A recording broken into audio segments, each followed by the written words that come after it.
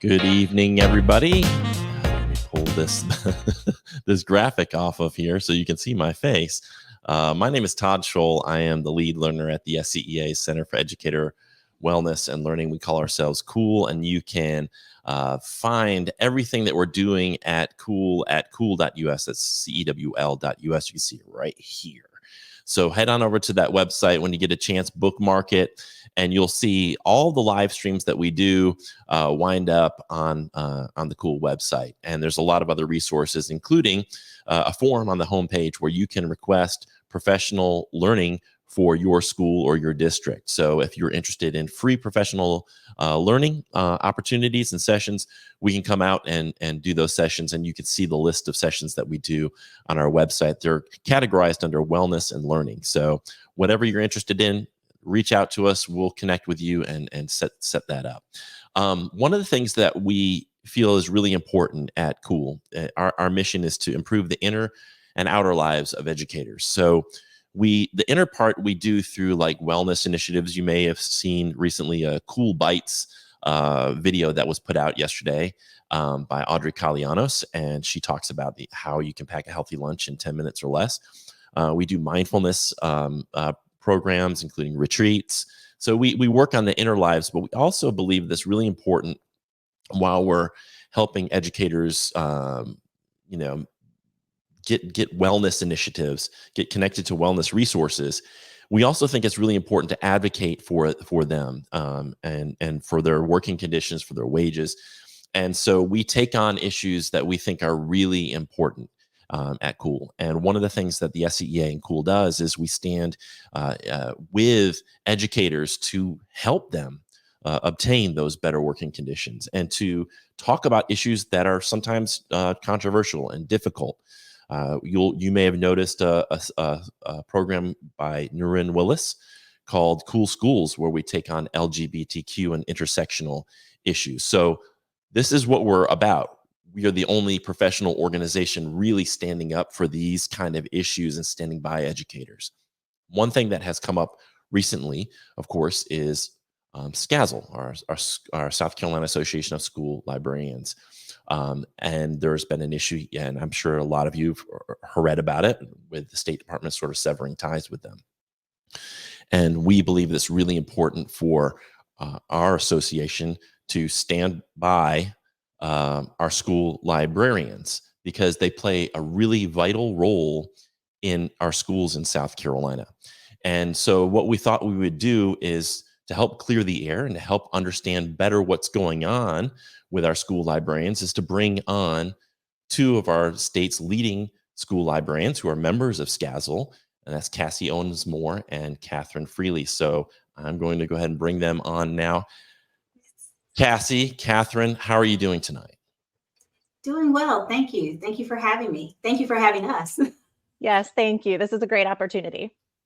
We're so happy and proud to stand with scazzle.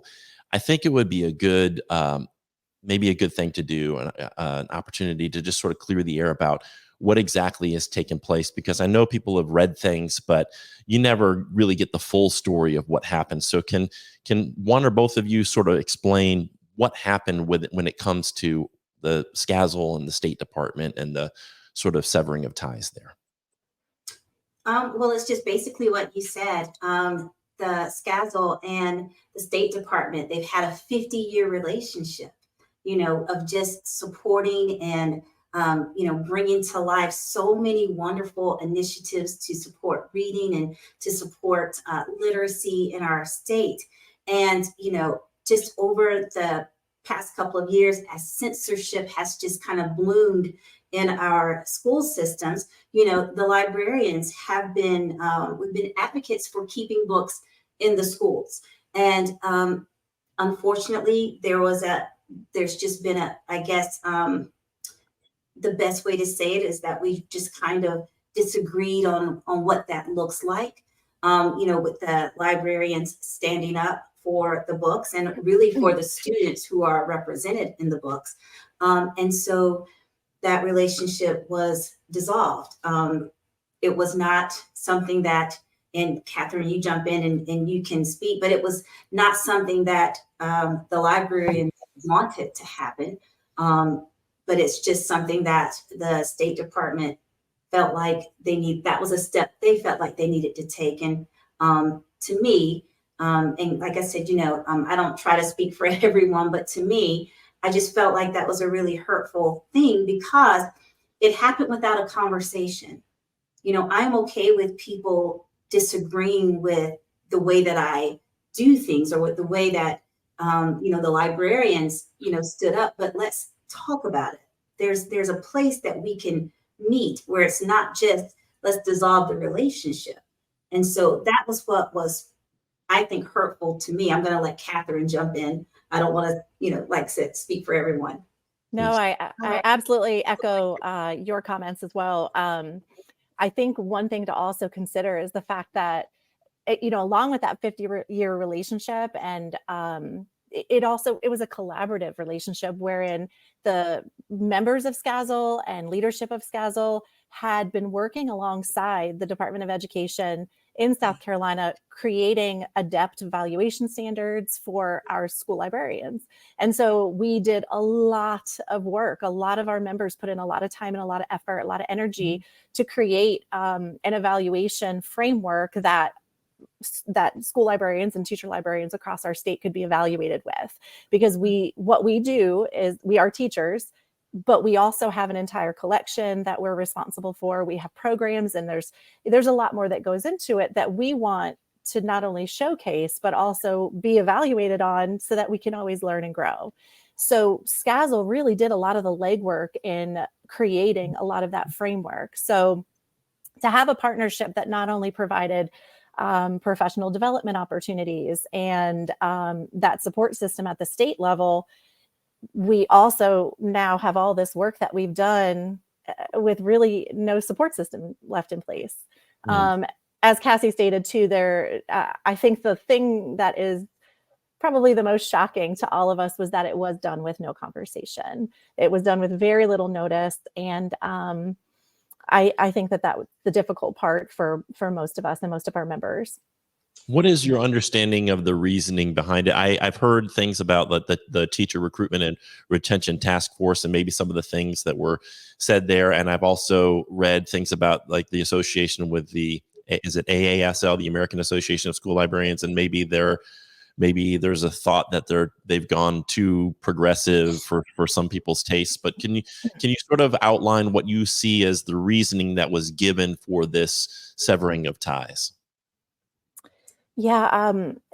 So there was several reasons listed. One of the reasons was the quote unquote inflammatory language or rhetoric that SCEA has been using in defense of books. So terms like banned books, challenged books, and censorship. Those were terms that our superintendent took issue with and felt that they were inflammatory rather than, I'm actually not even really sure what she was looking for, but she deemed that they were inflammatory. Cassie, do you want to speak to the Forsyth, Georgia example? Yes, about the teacher who was reading the book that her class chose, and My Shadow is Purple, which I have right behind me. Just being in defense of that, and I think that what Katherine is saying, and I'm just really echoing her. I don't know what other language you can use about what's happening. The books are challenged, the books are banned, and so you have to state what it is. And like I said, the librarians have been very much speaking up and speaking out and advocating really more so for the students, putting the students back in front of the conversation, because I think sometimes it just gets lost and everybody's focused on the books, which I understand that, but it's the people who are represented in the books. And that's what the librarians are. That's who the librarians are really standing up for. And so it's just, again, I'm kind of lost like Katherine is. Like, I'm not sure what was so inflammatory, because that is what it is. That is what it is. And to speak about the association with the ALA and the SCEA. I've heard some mention of that about, maybe cutting ties, but the thing is that the AASL has also been very supportive of the librarians in giving resources to help us help each other kind of face these challenges, because it's been overwhelming. And when you're in a school and you're a library, you're usually the only one in that building. You have people in the district, but no one's in that building with you. And so the resources that the AASL kind of had for all of us was just something that we could kind of hold on to while we are still going through this challenge. And so, again, there's just, because there was no conversation, we are left here to just assume and to, try to figure this out on our own. But, it was just not a good situation. And again, I'm speaking just for me here. I just feel like whenever there's a disagreement between either people or organizations, there should be an opportunity to have a conversation. Right. So that at least you can understand, where their whole mindset is, and they can understand you, because so many things get lost in a letter or an email. And I just feel like that there's still, I hope that there's still an opportunity for us to have a conversation, with the State Department at some point. Speaking of that, letters, I know there was a letter crafted from scazzle to the State Department in response to the severing of ties. Can you kind of summarize what was said in that letter and what the intention is behind the letter, so that folks can understand that, this wasn't like scazzle being super antagonistic and the State Department, this felt more politically motivated, like a preemptive kind of like, we're just going to make a statement here to try to silence folks. But I felt like the letter was well crafted. And can you talk a little bit about that letter and the intention behind it? The letter was well crafted. It was just a reminder of the beautiful relationship, the great accomplishments, as Katherine has laid out, not only the literacy, but the development and the coming together, the collaborative nature of scazzle and the State Department.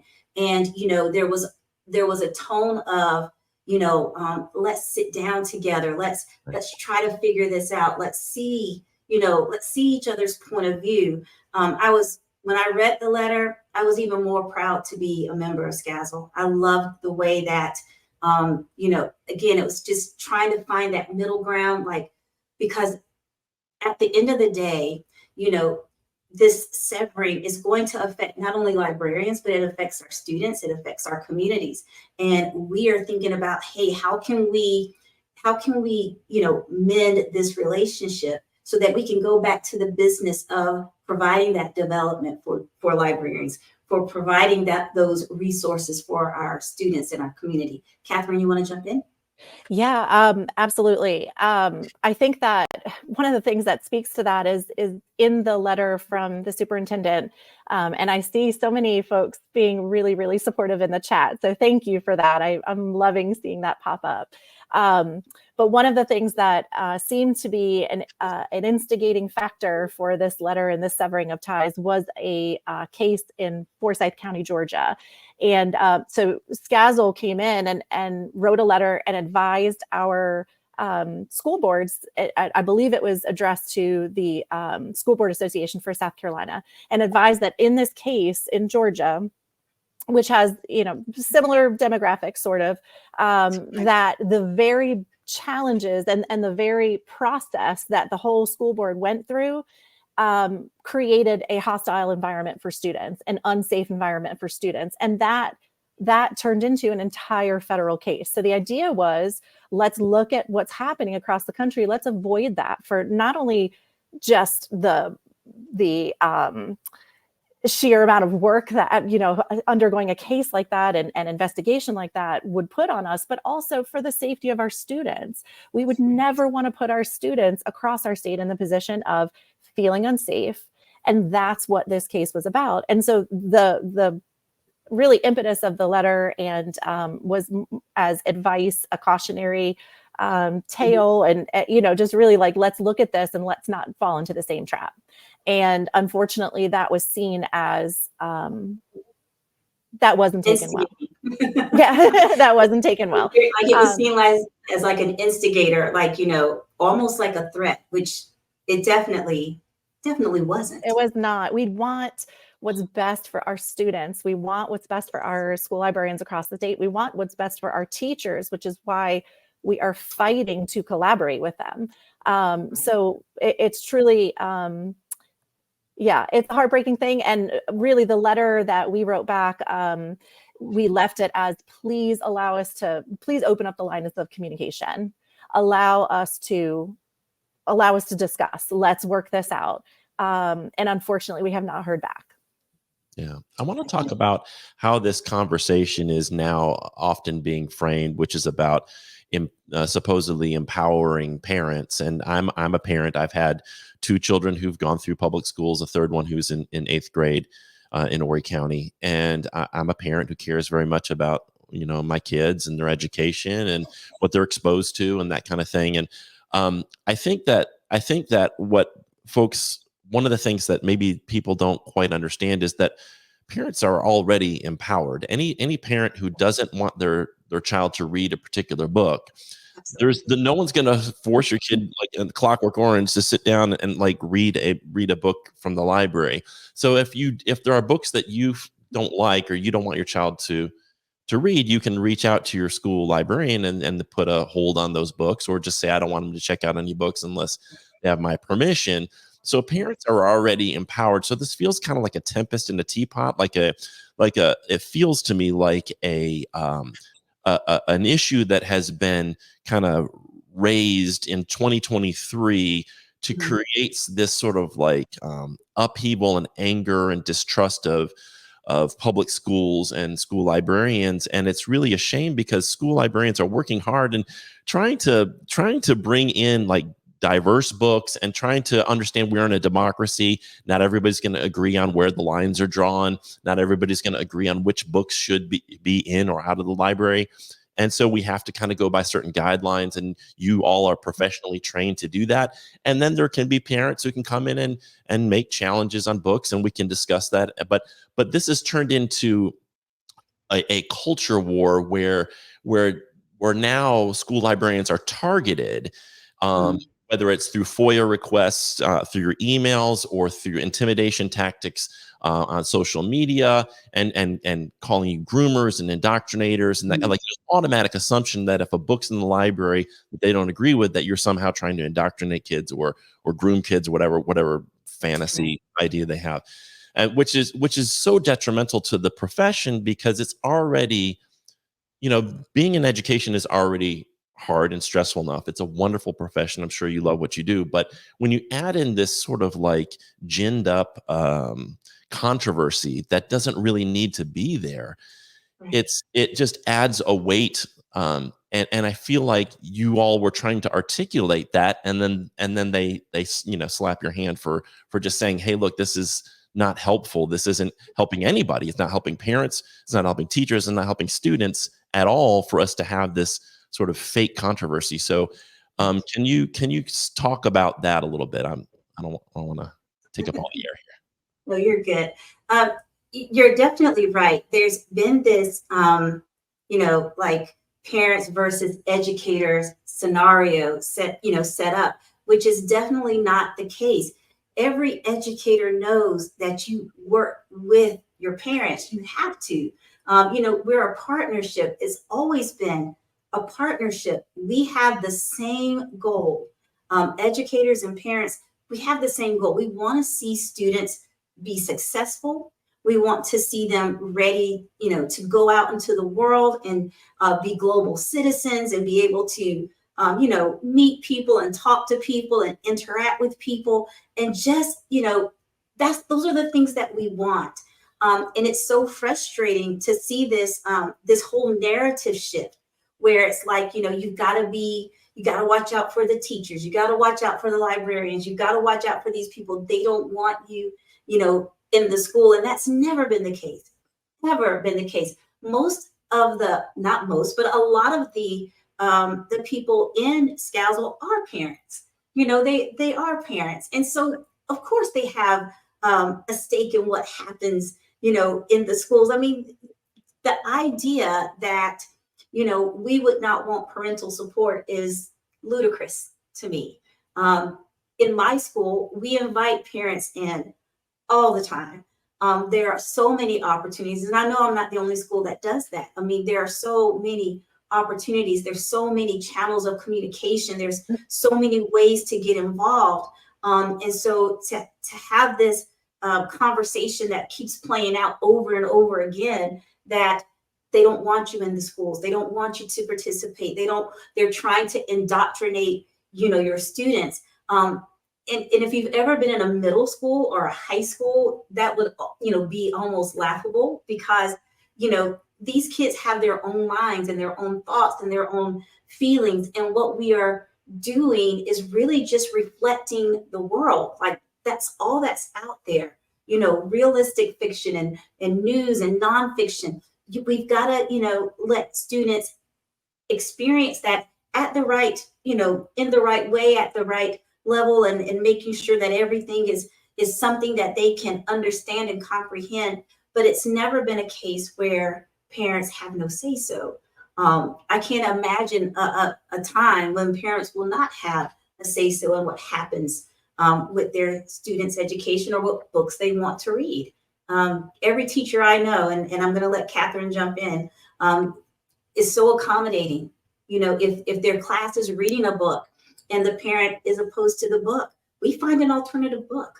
But it happens through a conversation, which is, again, what I'm going back to. They don't just pull kids out of school and say, no, this is awful. They come and they talk, and then you can find that common ground. And that's how, you can keep going. Katherine. Yeah, absolutely. Yes, all of it.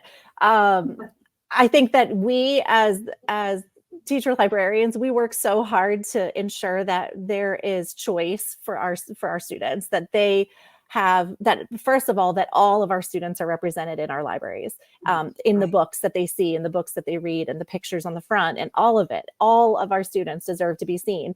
And on top of that, we fight for them to have choice in reading. And so many of us are huge advocates of free choice in reading. And so the library is not a place where the librarian has some agenda and is, dictating what books that student can check out or cannot check out.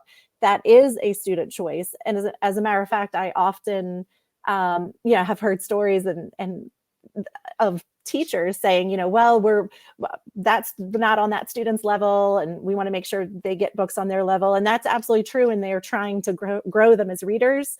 And we see that as well. However, if you want to take the big giant book as a 7-year-old that you definitely can't read and you're not ready yet, but you just think it's cool to carry around that big book, by all means, take the big book. Maybe also look in this section. But we are not advocates of enforced reading and shoving any ideas or books down our students' throats. We believe in choice. And so that is true for parents as well.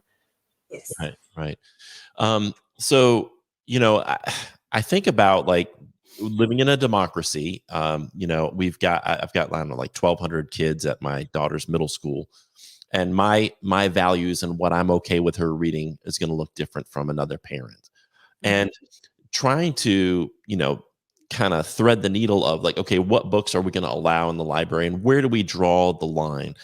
I think it might be helpful for people to understand, like, how you select books and where the lines are drawn, and how the lines are drawn, so that parents and people watching have a better understanding of what a school librarian goes through when they select books for their school library.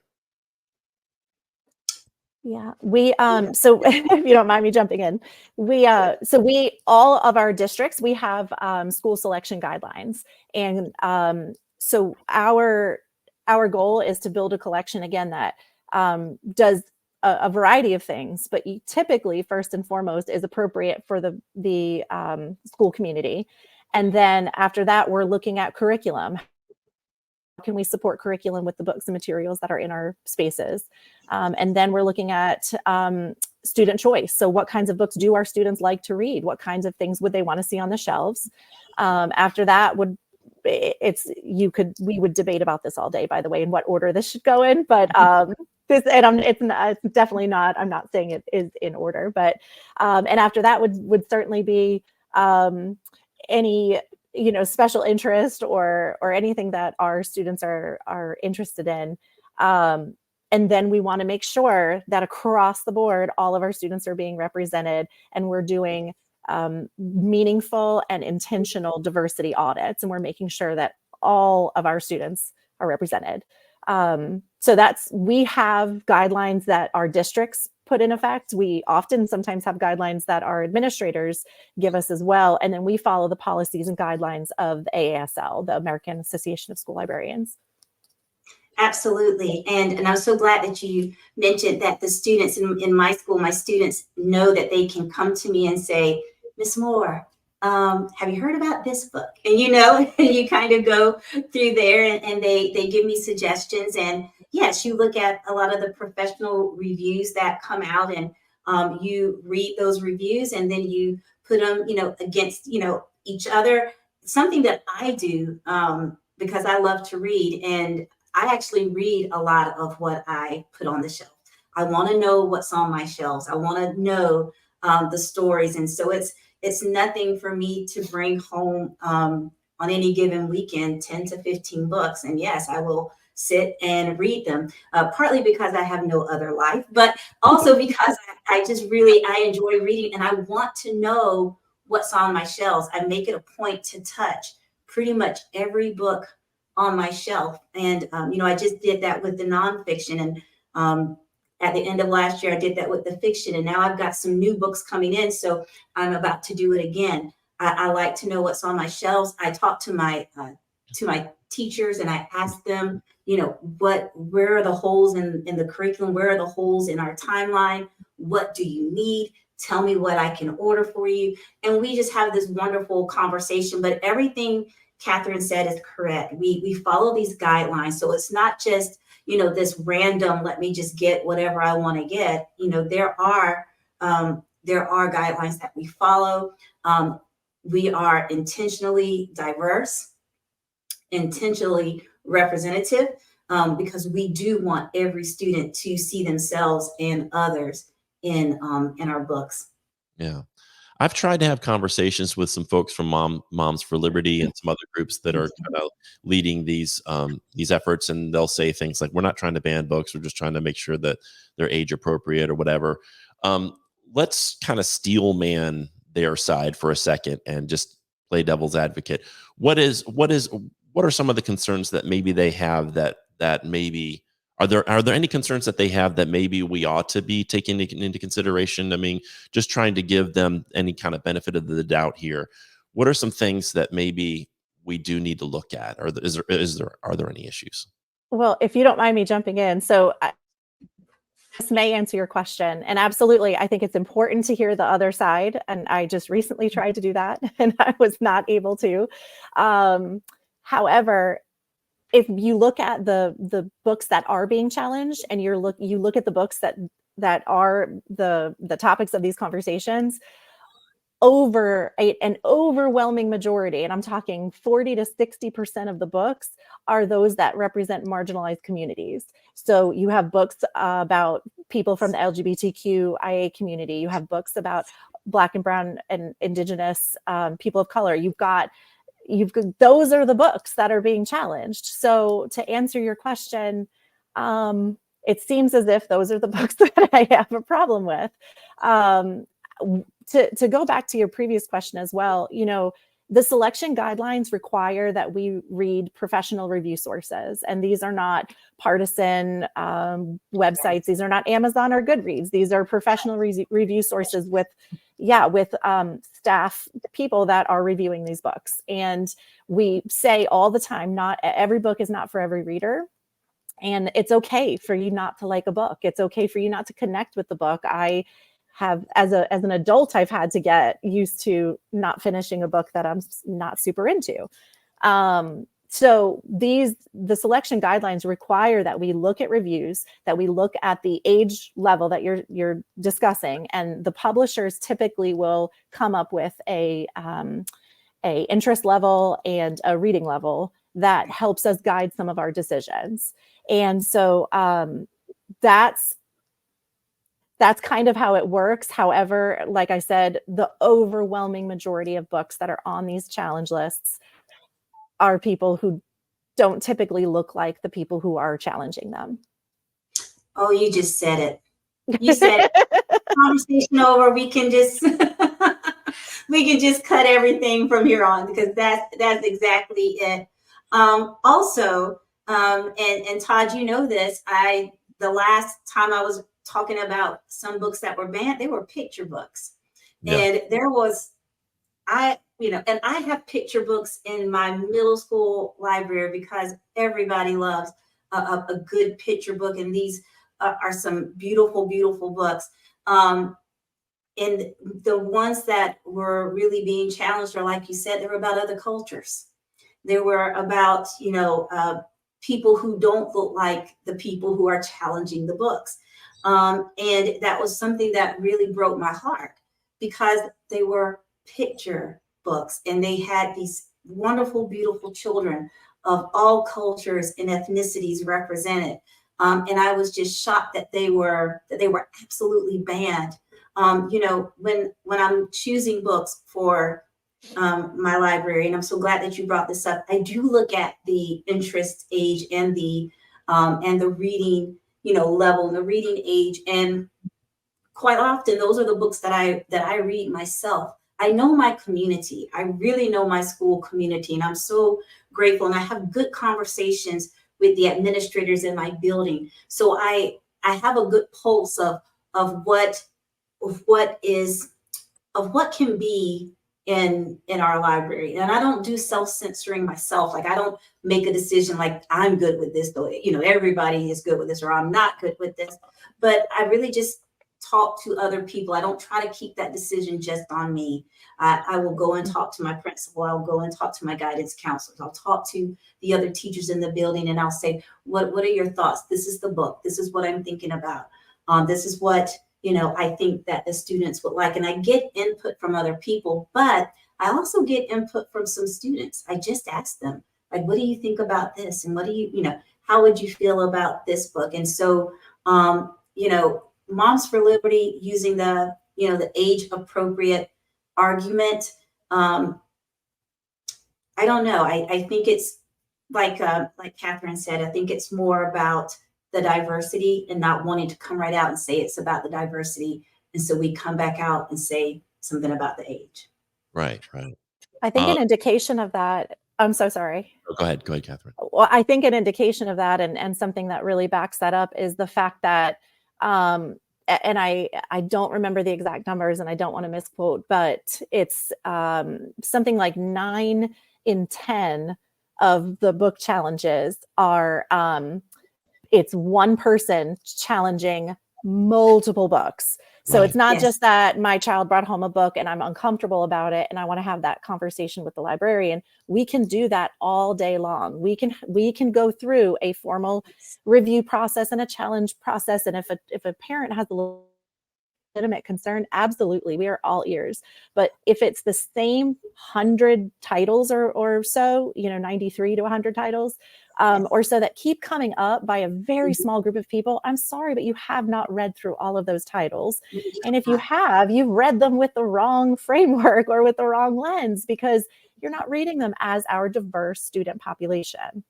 Right. Do you think that Alan said the porn excuse wears thin when they really want to eradicate any diversity of thought? And I feel like there's this label of pornography, which is really conflating any book that has content that might be sexual. They might pull out a panel from a graphic novel or a section from a book that has sexuality in it, and then portray that as the entire piece, as though the entire piece is just one scene after another like that, instead of understanding the entire story, and that this section is part of this human being's life experience, and it's not pornography. Like pornography is a different thing.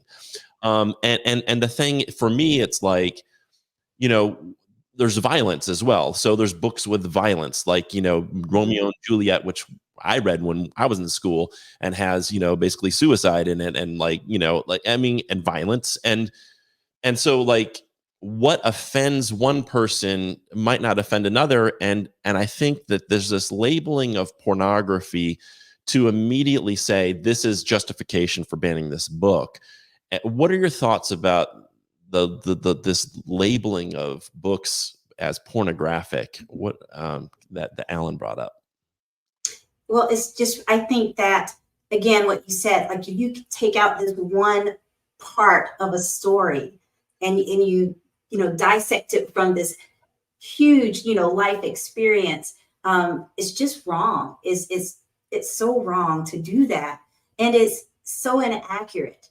I don't know if people truly believe that, I don't know, that a sexuality or a sexual experience is not part of a life experience. I'm not sure where that idea has come into being, but it's part of a greater story.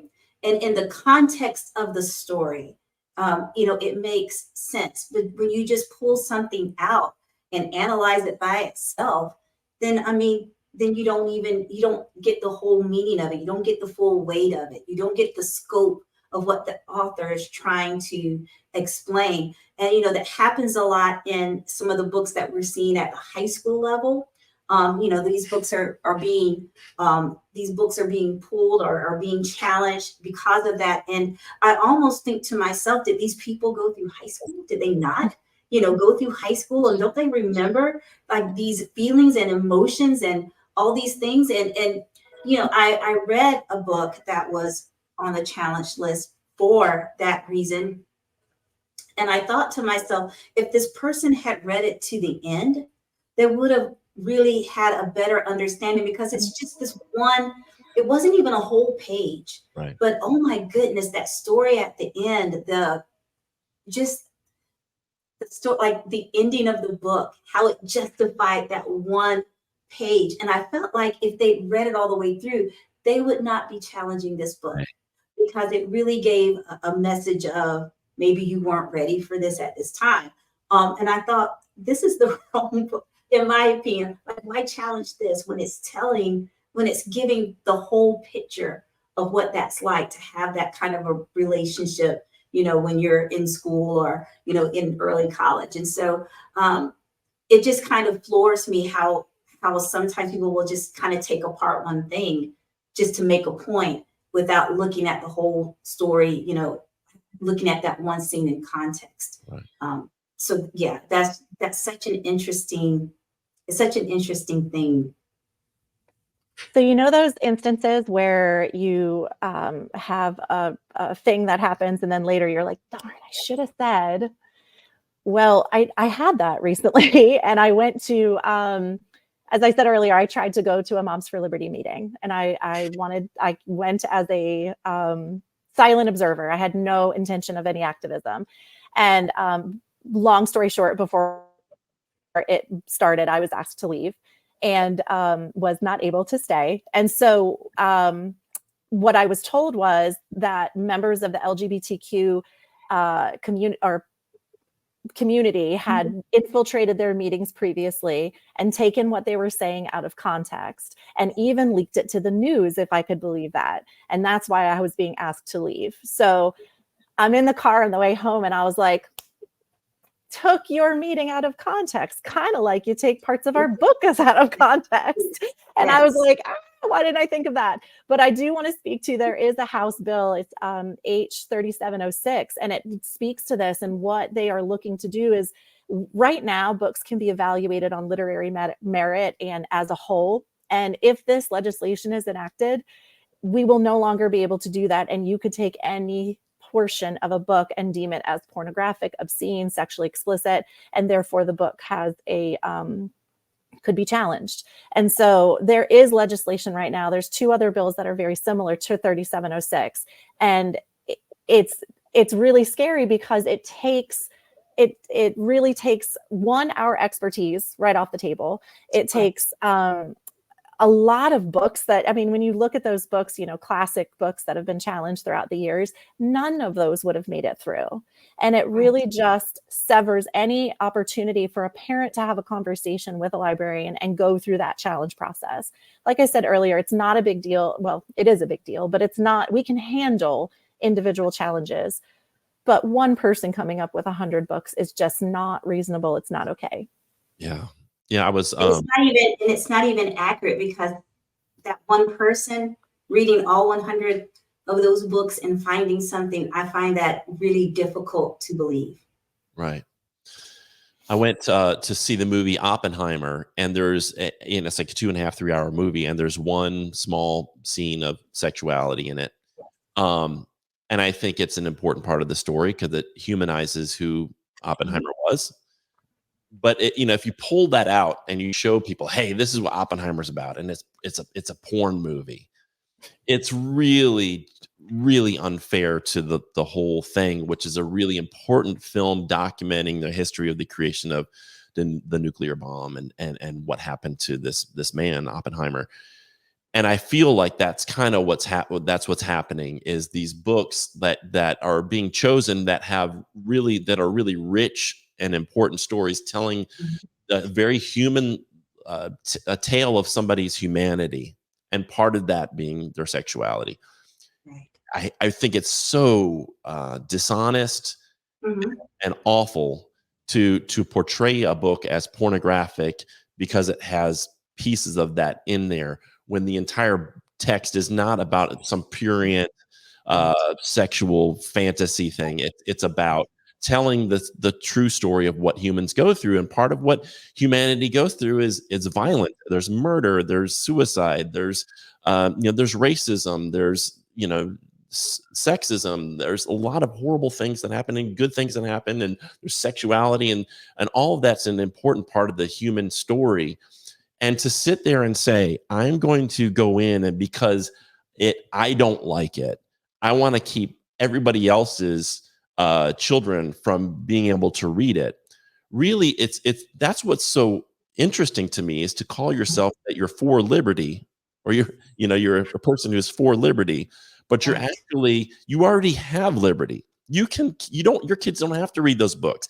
What you're doing is you're saying, my kids can't read those books. How is that liberty? How is that liberty for me and my children when you get to decide what books get taken out of the library, instead of saying, hey, I'm going to trust you as a parent? Talk about disempowering parents. That's disempowering me, because you're saying my kids won't even have access to a book that your kids didn't have to have access to in the first place, because you have that power and control already. So this is the frustrating part for me. It's like, this is just, for me, the way I look at this is a concocted controversy to undermine trust in public schools, because ultimately what they want to do is pass more vouchers, privatize the schools, and they don't want to pay their tax money to support other kids going to school, and they want to enforce their view of morality to the rest of us. And I just feel like this is, and it becomes a wedge issue that they use to get elected to school boards and other offices. Feel free to comment. Well, it just becomes a dividing line. And I think that anytime an organization can sow distrust and division, that should really cause people to stop and pause and say, what's really going on? When I first entered education, this was not even a conversation. I remember sitting in meetings, and I'm completely aging myself, but sitting in meetings, and the number one cause of concern was chewing gum. Like, how are we going to get kids to stop chewing gum because they might put it under the desk? And I mean, just laughable now. Like, nobody even cares about that now. But that was, I remember, like, the main topic of conversation, just this chewing gum. And then, it became cell phones. Oh, we got to get these cell phones because kids want to text in class and all these things. And that continued for a while. That probably still happens somewhere. But, when I became a librarian, I did not think that I would be having to really speak up for the representation, in my schools. I mean, I just thought that was such a given because I remember being a middle school student and not having any books with people who look like me, or if they did look like me, it was a very stereotypical case where they were in a gang or in something like that. There was just nobody like who looked like me in these books. And so when I became a librarian, I was so excited because there were so many books by, authors of color, about students of color, about, just doing everyday things, like, just being in the band or going to the skate. I mean, just everyday things. And it was such an honor for me to be in the library at that time, because I got to put these books on the shelves, and I got to put books on the shelves that just represented real people. And I thought, this is what I wanted to do with my life. And then here we are having to fight for that, having to, listen to people call you a groomer, or to listen to people question your agenda, question your motives, because how dare you put a book about a student who is trans when you have trans students in your school. And I'm just sitting there like, what are we even talking about? How is this even a conversation?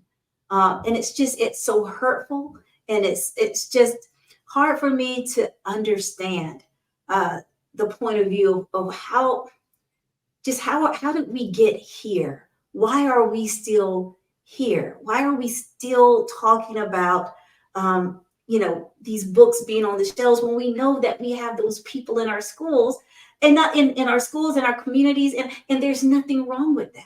There's absolutely nothing wrong with that. So it's just it's very difficult.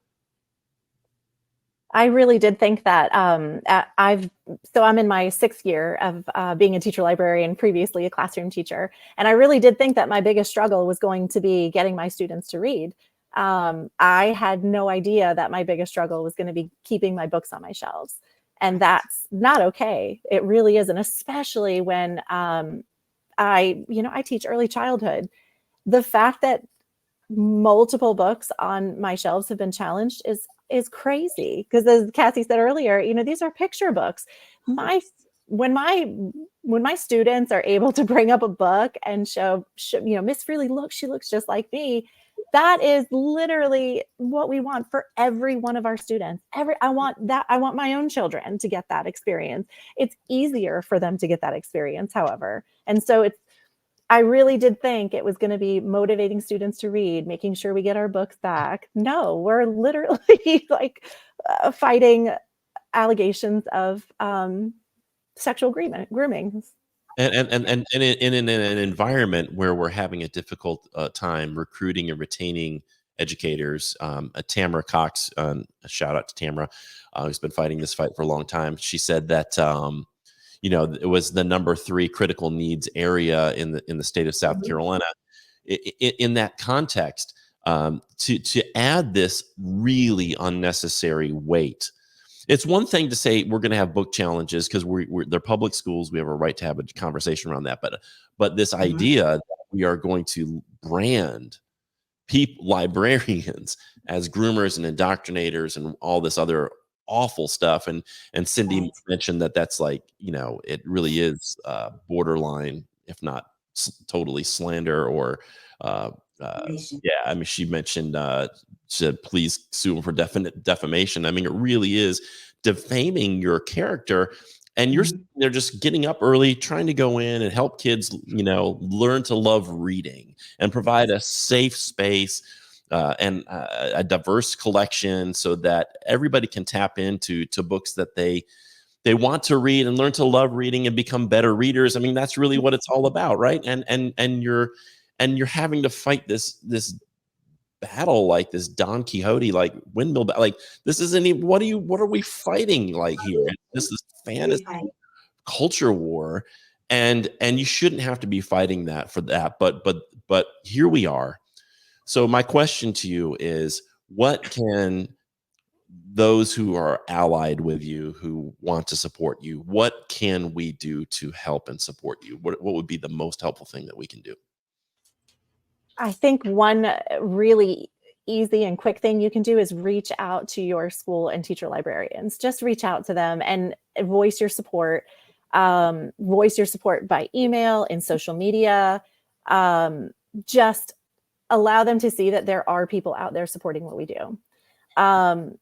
Secondly, I would say, anytime that there's a topic that involves intellectual freedom or book challenges, please speak up for us at your school board meetings. Be there, be the voices. The more students we can get to speak up for us, the better. But that does require parental involvement. And so we need you to see our value, see the value that a school library has, and use your voice to amplify that. Yeah, I would say get involved. Please attend the school board meetings. Please let your librarians in your community and your school know that you see them and that you appreciate them. Like I said, you're usually the only one in the school, so it's just good to know that other people are just there for you, because it can get a little heavy sometimes. But yes, going to your school board, telling your school board that you appreciate your librarians, that you enjoy your libraries. You can also become a member of the scazzle. Our associate membership is $15 a year.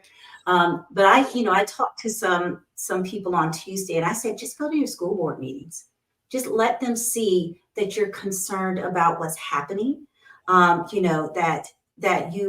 That you have an opinion as well.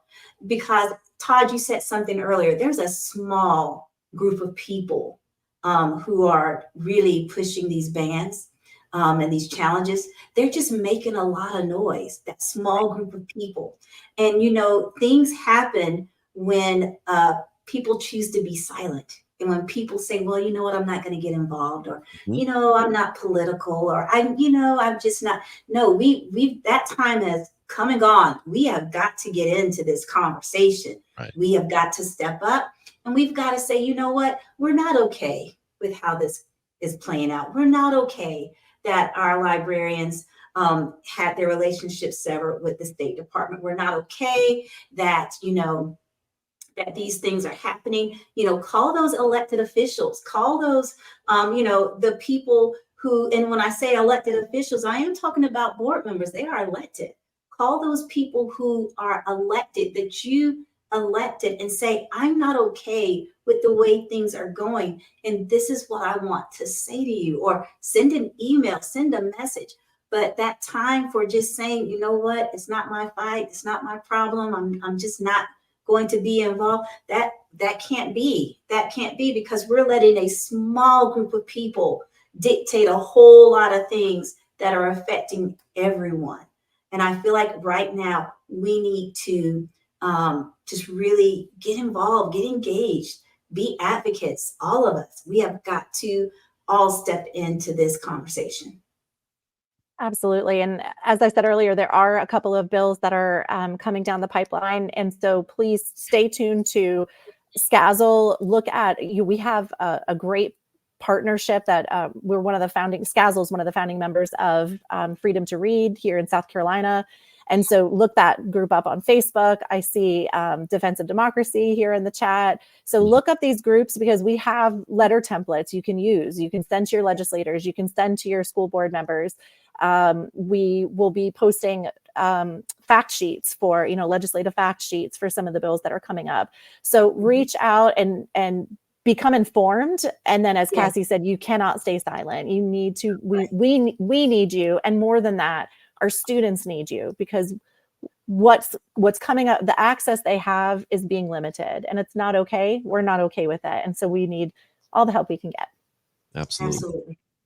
Well, I want to thank you both, and I want to for having the courage to come on and share your voices, and for standing up to this creeping fascism. I really appreciate what you're doing. And Cassie, for those who don't know, Cassie does a regular series called Cool Books, where she reads from a banned book or multiple books, and she talks about those. So if you haven't had a chance to check that out, you can find that on the Cool website at cool.us. Thank you for doing that. Katherine, thank you for your voice as well. Absolutely. And for what you do, which is you're on the front lines of this unfortunate battle. And hopefully, I'm hoping that this insanity stops at some point so you can really focus on what's truly important, which is helping young readers and help develop a love for reading, and making sure that all kids in your schools are represented and have books that they can fall in love with, because that's really what we want. We want kids to fall in love with literacy, with reading. Definitely. So thank you. Yes.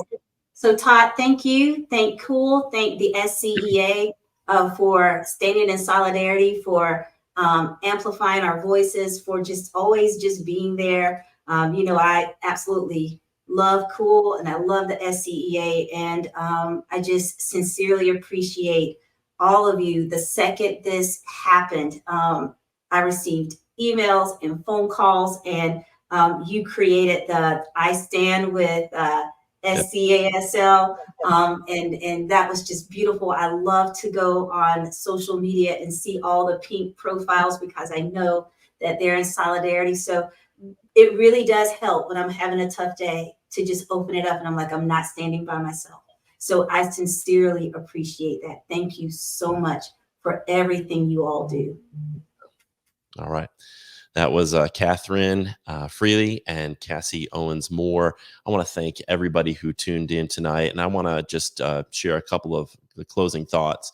It is really vital now that we stand up for our public schools. This is more than just the book banning issue is really important. This is about standing up for public education, because right now public education is under fire, under attack by multiple fronts. There are people that want to undermine public schools because they don't believe in public schools. They don't believe in tax-funded collective education. They don't believe in that.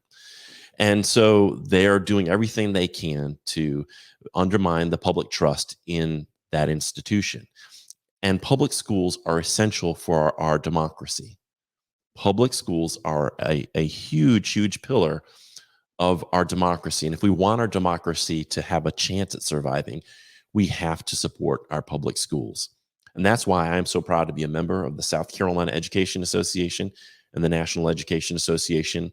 And we'd like to invite you to be a part of that. If you look at the bottom of your screen, you can join the SCEA.